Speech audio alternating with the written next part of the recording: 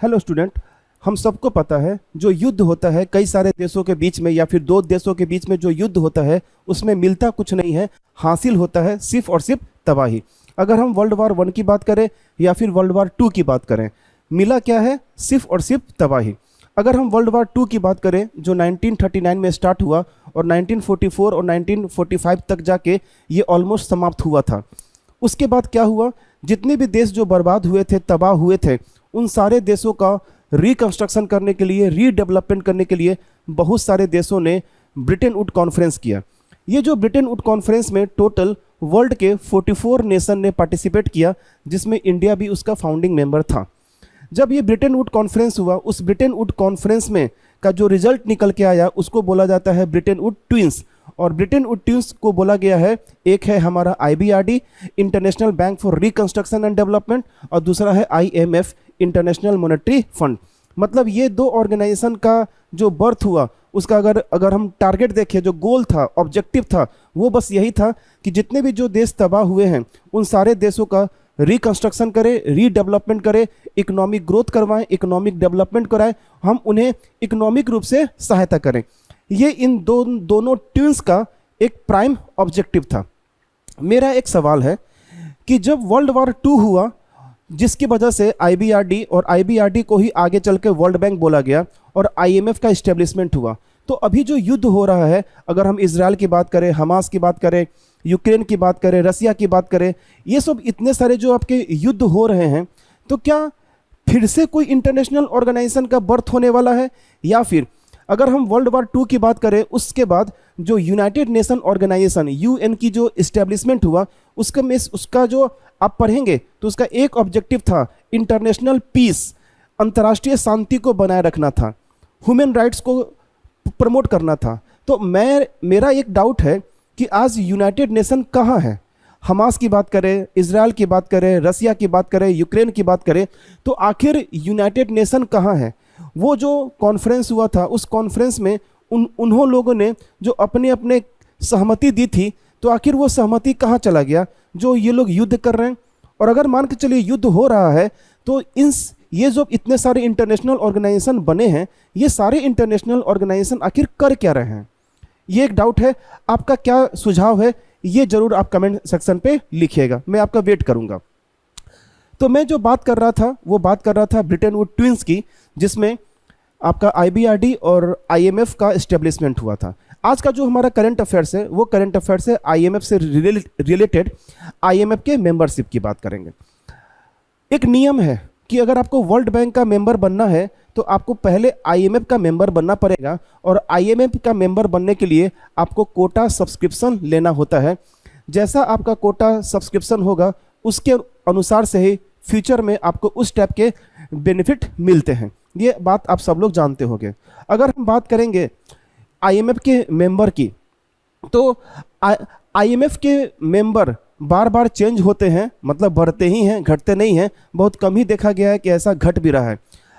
जो आज का जो करंट अफेयर्स है वो है हमारा IMF के मेंबर।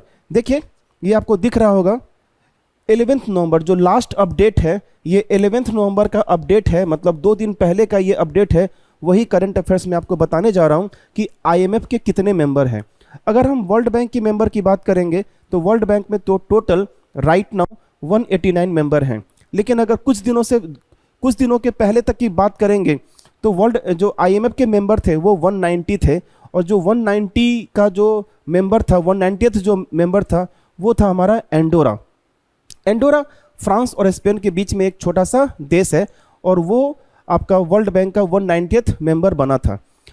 अब एक मेंबर और ऐड हो गया है, 191st। जो टोटल जो मेंबर अभी हो गए हैं वर्ल्ड बैंक के, वो है हमारा 191। 191 मेंबर हमारे हो गए हैं। कौन है वो मेंबर, हम लोग इसको जानेंगे। उससे पहले मैं थोड़ा सा आपको एक इंफॉर्मेशन देना चाहता हूँ, इंट्रोडक्शन देना चाहता हूँ ये IMF के स्ट्रक्चर का। अगर हम IMF के स्ट्रक्चर की बात करेंगे तो IMF का स्ट्रक्चर 3 लेयर का है। इस 3 लेयर में जो सबसे फर्स्ट लेयर है वो है हमारा board of governor. Board of governor IMF के जितने भी मेंबर होते हैं, उस मेंबर से एक व्यक्ति जाता है, और वो व्यक्ति हमेशा उस देश का फाइनेंस मिनिस्टर होता है। उसको हम वो ही हमारा बनाता है बोर्ड ऑफ गवर्नर। उसके साथ साथ एक अपॉइंट किए जाते हैं अल्टरनेट गवर्नर, और अल्टरनेट गवर्नर हमेशा उस देश का जो सेंट्रल बैंक है, सेंट्रल बैंक का गवर्नर होता है। अगर हम बात करेंगे राइट नाउ 2024 नवंबर की बात करेंगे, नवंबर 2024 की बात करेंगे, तो जो बोर्ड ऑफ गवर्नर होंगे इंडिया की तरफ से वो श्रीमती निर्मला सीतारमण होंगी, और जो हमारे अल्टरनेट गवर्नर होंगे इंडिया की तरफ से आईएमएफ में वो होंगे श्री शक्तिकांत दास। तो ये था बोर्ड ऑफ गवर्नर की बात करेंगे। उसके नीचे का जो मेंबर है उसको हम लोग बोलते हैं एग्जीक्यूटिव डायरेक्टर्स। ये एग्जीक्यूटिव डायरेक्टर्स की बात करेंगे तो राइट नाउ जो टोटल एग्जीक्यूटिव डायरेक्टर्स जो हमारे आईएमएफ में है वो है 24। इस 24 में से ये 24 एक सबका हेड को चुनते हैं जिनको हम लोग बोलते हैं एमडी, मैनेजिंग डायरेक्टर। ये मैनेजिंग डायरेक्टर ही पूरे आईएमएफ का सर्वे सर्वा कहलाता है। तीसरी बात करेंगे, जो थर्ड स्ट्रक्चर है वो है हमारा मिनिस्ट्रियल कमिटी। मिनिस्ट्रियल कमिटी दो कमिटी का ही फॉर्मेशन होता है।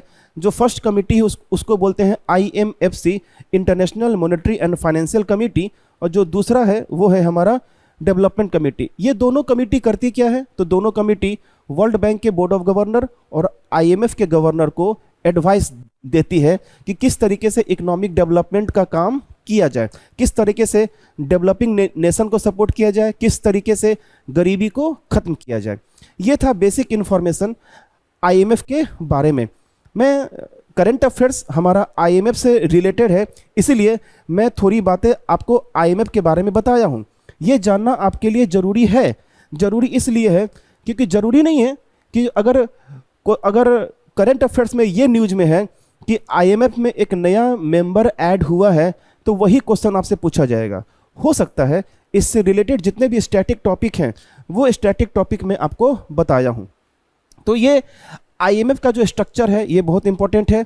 आने वाले एग्जाम के लिए आपसे पूछा जा सकता है एसडीआर, आपसे पूछा जा सकता है आरटीपी, आपसे पूछा जा सकता है फॉरेक्स, आपसे पूछा जा सकता है कोटास, कोटा कंट्रीब्यूशन कैसे होता है, किस तरीके से एसडीआर बनते हैं, आपको पता होना चाहिए।